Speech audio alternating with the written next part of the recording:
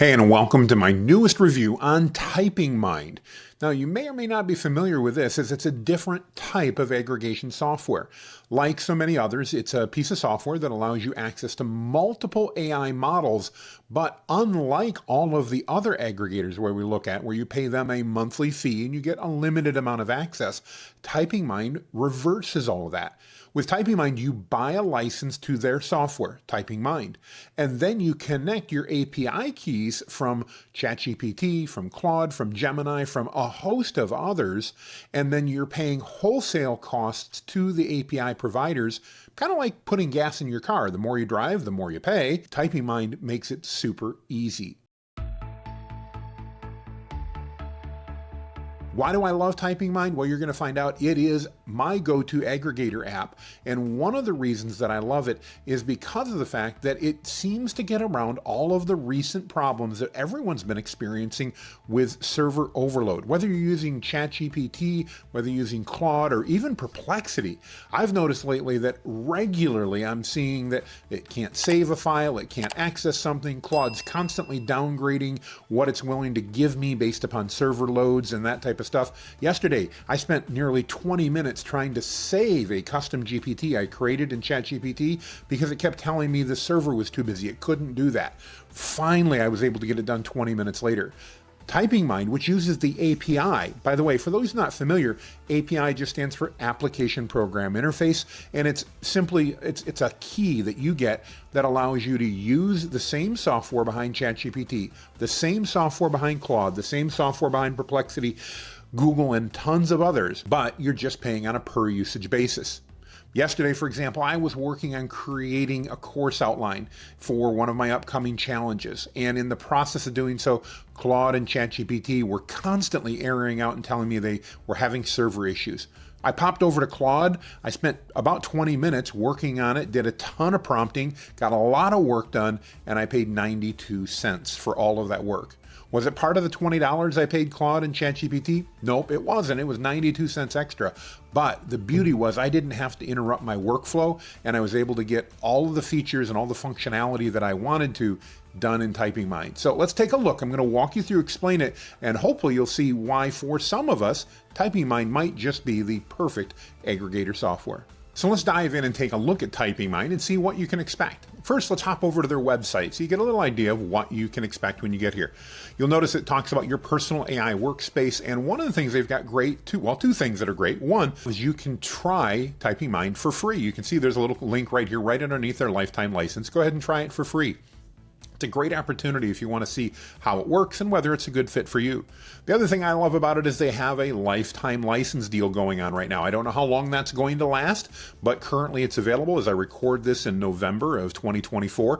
You can get a lifetime deal here. It means you, in this case, you spend $89 and you get unlimited plugins, unlimited projects, unlimited artifacts, Canvas editor, free updates, and everything else for life. That's a one-time fee that you pay to TypingMind, and you get to use their software forever. Now, keep in mind, this does not include the API costs. So before you go, oh my gosh, for 90 bucks, I'm going to get everything and use it forever.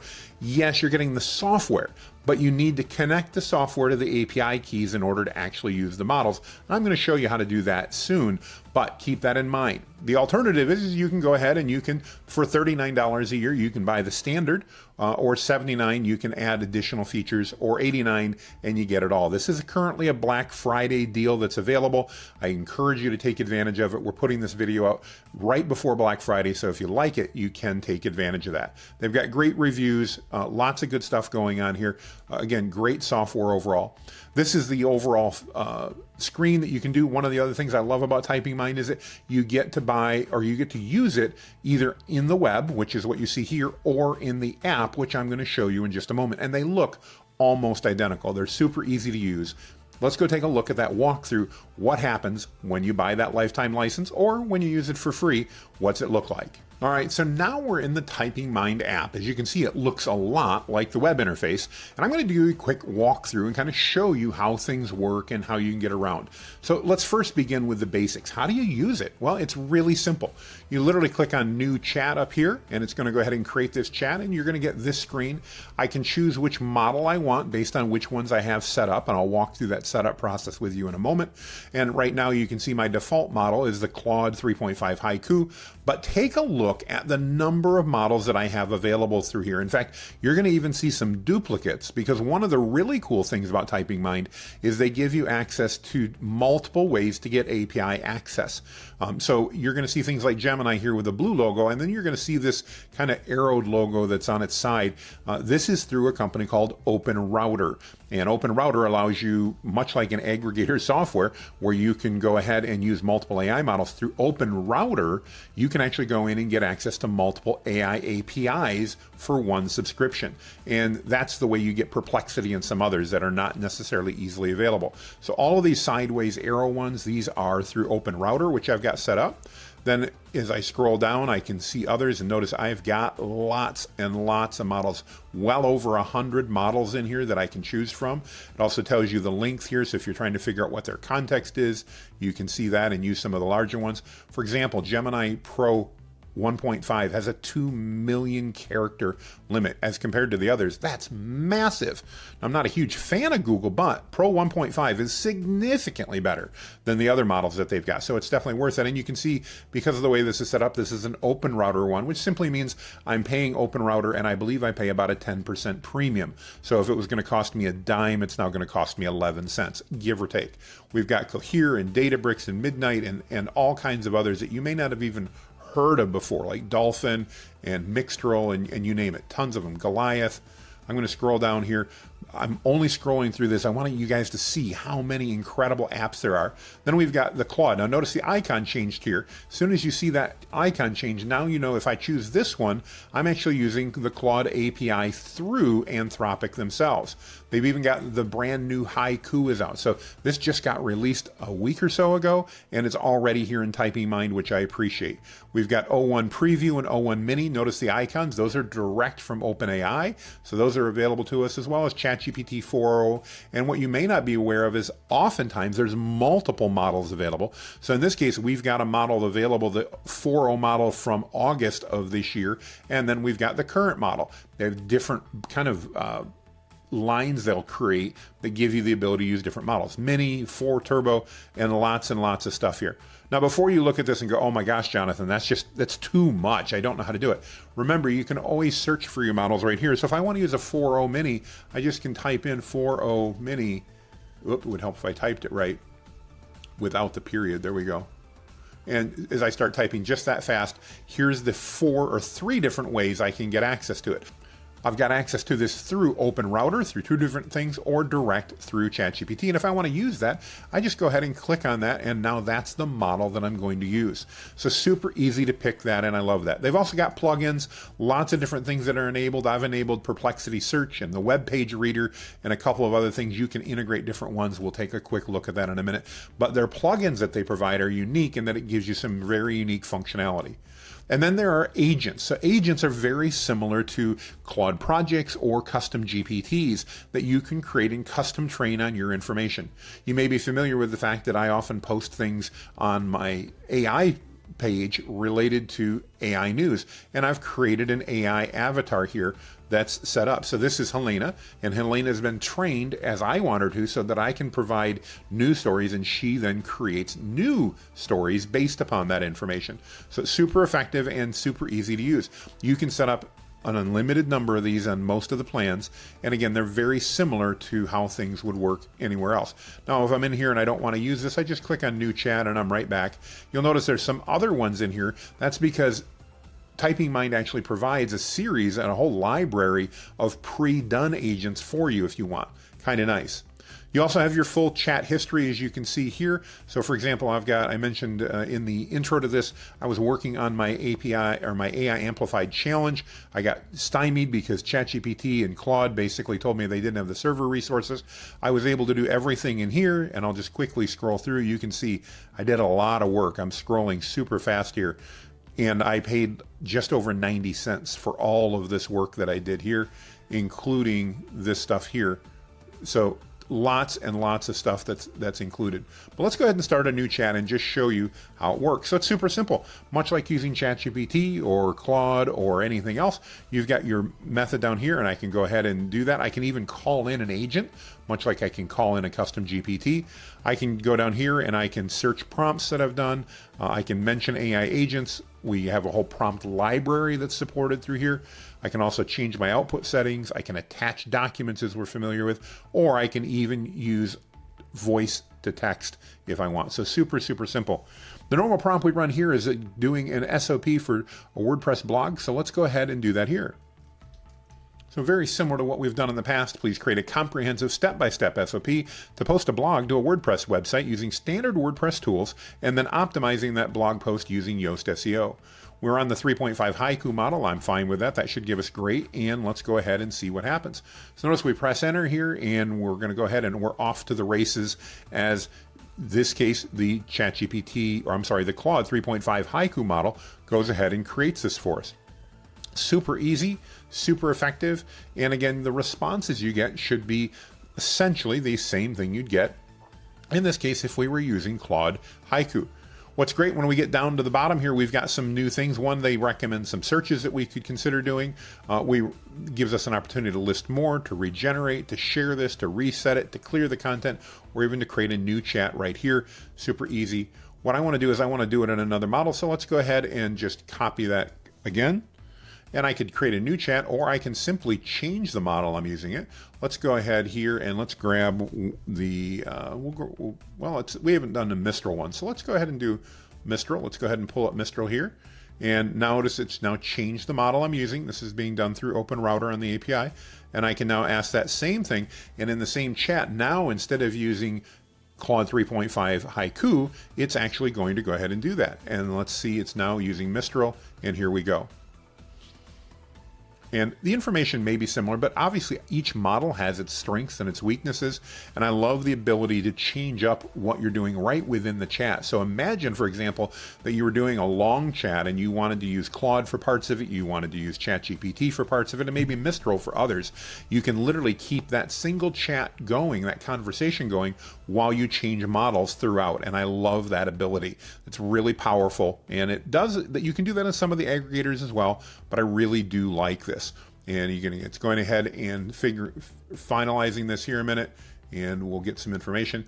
The other thing that's neat is we can always look at information. For example, we can edit the titles of our history, we can add tags, we can move to folders for organization, we can archive, we can export, we can share. So lots of fun capabilities that are there. And you can see this gave me a pretty elaborate and lengthy response here. So really simple and easy to use.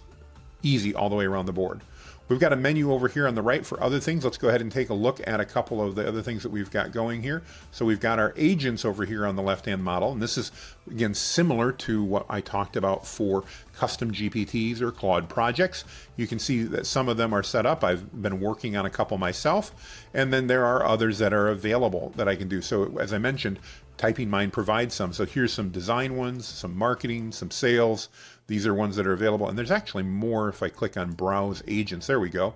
You can see there's a ton of these that are available that are already set up and work. If I was, for example, trying to work on a startup and I needed a startup tech lawyer, they've got a project set up for that I can go ahead and use, or an assistant, customer support, human resources, entertainment, all kinds of really cool stuff that's set up and ready, and you can use any one of those that you want as part of the process. We also have plugins that are available, and plugins are really powerful. This is expanded functionality that works right inside TypingMind. You can see here I've enabled things like web search and DALL-E 3, simple calculator, interactive canvas, render charts, perplexity search, and then there's a number that I haven't turned on yet that I could, like stable diffusion and various image searches, a web page reader that I have turned on, market news, and I won't read all these. You can even add things like Azure AI search if you want, Google Calendar, so Slack notifications. You can integrate directly with Zapier and that. So lots and lots of options if that's something you're interested in. Then here are all the models. So here's all the models that you can have. And what I love about this, because we're working with the API, we can actually make changes in how we're working with that model. Now, this is a little more advanced than I'm going to get into here. I have all of these set at default currently, but notice as I go down here, I can change the context limit, the temperature, the presence penalty, the frequency penalty, and all these. If these don't make sense to you, don't worry about it. You don't have to do any of these. In fact, I haven't, and I still love the software. But if you are a real power user and you want to dig into those details, the fact that you can do that is super cool. And then I can turn models on and off. I can also very quickly see them. So here's my Google models. Here's my custom models that come through Open Router. You can see those right there, super simple. Then I've got my Anthropic models here, and I've got my OpenAI models. So I've got lots of different things that I can choose to use if I want to. Even some of the older models, notice on here, that I don't have turned on. So if I want to use ChatGPT 305, I can actually still turn that on and use that. I don't have that on. In fact, I have more models on right now than I use, just to show you the number that are available and all of the access that you can get. They also support a Teams plan. I do not have the team plan, but you can go ahead and do that and bring your team members in if you want, which is nice. And then obviously a settings tab where I can go through and figure things out, including Cloud Sync, so it does synchronize to the web browser version, storage capabilities, all of your API keys, your license keys, and then preferences, how you want things to work, appearance, even lots and lots of keyboard shortcuts, which are great, text-to-speech that we talked about, voice input, which can be available, additional extensions that you can add in, and even proxy and organization IDs. So if you're a power user, TypingMind is an incredible piece of software. It gives you lots of capabilities, but it's not for everybody. It's not hard to set up. It's really simple, but I want you to be aware that it does take a moment.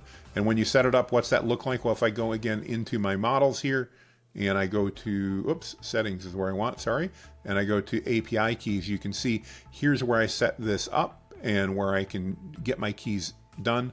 Notice if I don't know where to go, it's really easy. I can just click the link here. It brings me right to Anthropic's page where I need to create that API key. So super, super simple as we put that in place. So the other thing I love is that by default, your API keys are stored locally, not in your browser. That means that it's virtually impossible for someone to steal those keys. And that's important because if you had this key, which is a very long key, that actually is charging my credit card every time I use it. So we want to make sure that we're not sharing those keys out there with anybody else. So it's super easy, super effective. I really like it. There's so many features that I haven't had a chance to talk into here, like the prompt library and others. But TypingMind, again, is a great model and definitely one I recommend you consider taking a look at, especially if you're getting frustrated with the ability of the models to be able to meet your needs when it comes up. Let's go ahead and pop into our review, and then I'll leave you with some final thoughts. All right, so now it's time for our review. Let's take a look at the scoring and see how TypingMind ultimately fares compared to the rest. So account setup and ease of registration. So it's really easy to buy their lifetime license and very easy to get things set up. Super simple, but it is a bit more complicated because of obviously what you need to add. But overall, the process is really easy to do. So I'm going to go ahead and give their account setup an 8. I'm only downgrading it from a 10 because of the fact that you need to set up the APIs, and that's a little more complex. It's not hard, but it's a little more complex than some of the others. It's not quite as easy to run and go. I think their interface is really easy to use. No complaints about it whatsoever. I'm going to go ahead and give them a 9 there. I'm sure there's some improvements, but again, it works great overall. The AI models available, I think they by far and away have the most models available and the most flexibility. So I love that. We're going to go ahead and do that. Cost efficiency, pricing structure, value for the money. Because of the fact the way they work where you're just buying a TypingMind license and you're paying the API, I don't think you can beat the costs. Now, again, the downside is you could spend more than 20 or 50 or whatever dollars per month that you might spend on some of the other aggregators, but you're only going to do that if you're using it more because the others are going to post limits in before you run into that. Performance and speed, absolutely rock solid in my experience, really, really good. I don't know how TypingMind has managed to create things that work so smoothly, but if anything, I would say the models are absolutely as fast as using the regular tools themselves. Integration capabilities with both third-party integrations and everything else, we're going to give them an 8 on that. They obviously do a great job of giving this, and this is going to give them a boost in the scoring only because the others that we've done didn't have API integration. So when you look at the final scores, keep in mind that this is one of the things that TypingMind does differently, and it will give them a bit of an advantage in our ultimate scoring. Training and customization, lots of fine-tuning, even more than we've had in anything else. Notice as we went through, there were models we could change temperature and all that. So we're gonna go ahead and give them a 10 on our model here. Let's go ahead and keep scrolling up so that my face isn't in the way. The output quality, the accuracy of the responses. I have used TypingMind probably more than any of the others, and like the others, I find that the results are very consistent and are spot on with what I'd see in the models. The only difference may be I may not have access to certain things like custom GPTs. Data security and privacy, again, I think they're doing a great job overall. I'm not an expert here, so like all the models, I'm going to give them an 8 based upon my research. I think they do a great job. Customer support, I've only needed to contact them once, and their response was very good and timely. So they also have other tools available, so we'll give them an 8 there overall. Documentation and resources, again, lots of things that you can read and keep up on. We'll give them an 8 overall there. And scalability, in this case, I've got to give them a 10 because of their ability, because of the use of the API to scale everywhere they go. So you can see they got 109. That's our highest score ever. We've never had anybody break 100. Let's go ahead and, to be fair to the others, let's pull out the API rating because that's something everybody else essentially got a 0 for. There we go. Where is it? API availability. Even if we pull the API ability out, we've got 101. I believe that's our highest score we've had yet. So let's see. Magi was at, we'll move over 96. That was close. Ruby, I think, was at 95, if I'm not mistaken. Yep, there we go. U was low. Poe was at a 98. Straco, OmniGPT, I'll skip the rest of those. None of those do I recommend as I did the other 3. And then TypingMind is at a 101. And again, if we throw in the API integration capabilities, it even jumps up further. But to be fair, we should probably call it a 101, not a 109, as the others didn't have the API capability. So if that's important to you, makes TypingMind a winner. If it's not important to you, take that with a grain of salt, obviously, because it should be a 101 instead. So I hope this makes sense on a scaling. Let's go and wrap things up now. So after watching this review, you're going to see, obviously, that I like TypingMind and I like it a lot. Does that mean it's the right software for you? No, it doesn't necessarily. And before you run out and buy it, while I certainly recommend the software, I want to caution you to think about your use case and whether it's right for you. Who is TypingMind great for? Well, if you're a power user and you need to have access to all of the models all of the time, TypingMind's fantastic. It gives you that access, and it gives you it in a pay-as-you-go function, meaning that you're buying a TypingMind license once and then you're using and just paying API costs as you go along. If you're a brand new user, though, if you're someone that is just getting started, is TypingMind right for you? Probably not. And not that it's not great software, but it does require using and setting up API keys to all of the different tools. And while this isn't particularly difficult, it's often overwhelming for new users, and therefore I don't recommend TypingMind if you're brand new. What do I recommend? If you're brand new to using AI and you're trying to get your feet wet and figure it out, there's 3 tools that I've currently reviewed that I recommend. I encourage you to watch each of these videos and determine which one's best for you. I'm a huge fan of Ruby personally. I like it for a number of reasons, not the least of which is I am an influencer for them, and so I do make a couple bucks on it. But I love all of the capabilities that they have. Ruby's probably got one of the largest overall capability sets, and I like it for that very, very much. Another one of my favorites is Magi. Magi is simple and easy to use, it gives you access to a lot of models, and again is very affordable. I also use it and can recommend it. The third one is Poe. While personally I'm not a great fan of Poe, it has very little to do with the software and has a lot to do with their user interface. I find their user interface to give too many choices and to be a little bit confusing. You may have heard, I'm a sales and marketing guy, and you may have heard before that if you confuse, you lose in the sales game. That's so true. And I think Poe has done that. It's great software, great capabilities, but kind of confusing to lose from my perspective. But if you're looking for an AI aggregator and you're new, I highly recommend you take a look at Ruby. That's R-U-B-I. I'll put a link here. Magi or Poe. Those are my three favorites in the true aggregator model, where you pay one monthly fee and you get access to all of the models. Now be aware, as with any aggregator model other than TypingMind, when you buy an aggregator software, you're essentially paying the provider who's paying the wholesale. So kind of like TypingMind, where you're paying API on a wholesale basis. That's what Magi, that's what Ruby, and that's what Poe are doing. So you are going to pay just a little bit more for that, and that means you are going to have some usage limits in place. So just be aware of that. I know some of you have had questions about, why don't I have unlimited usage? Well, that's because you're using an aggregator model. Now, this is one of the other reasons that I do like Ruby very well, and that Ruby gives you unlimited access to some ChatGPT, some Claude, and some Google Gemini models. So you're never going to totally run out of usage, and that to me is a big deal. So if you're looking for a model that gives you access to a lot and still always gives you access to some of the base models for free, Ruby's a great choice. If, on the other hand, you're a power user and you're looking to figure out how can I really leverage these tools and have the best available, then TypingMind is a great solution for you. Is it perfect? No, you don't have access to custom GPTs and you don't have access to certain features within both ChatGPT and Claude, but it gives you the vast majority of what you'll need. And more importantly to me, it gives you access. And what do I mean by that? You heard me talk earlier in the video about how current server overloads are really causing issues with ChatGPT and Claude and even Perplexity. And the great news is I have never run into those yet using TypingMind through the API. It seems as though all of the vendors are prioritizing API traffic over subscription traffic, and that means that when you're in the middle of a project and need to get stuff done, well, TypingMind and their API get through directly. At least that's my experience. So I hope this helps out and helps you determine whether or not an aggregator model is good for you and which one may be good. It depends on your usage and what you're trying to do. If you've got questions, please comment down below in the video or hop on over to my Facebook group and ask questions there. I'd be more than happy to share my thoughts with you and help make sure you find the right software for you.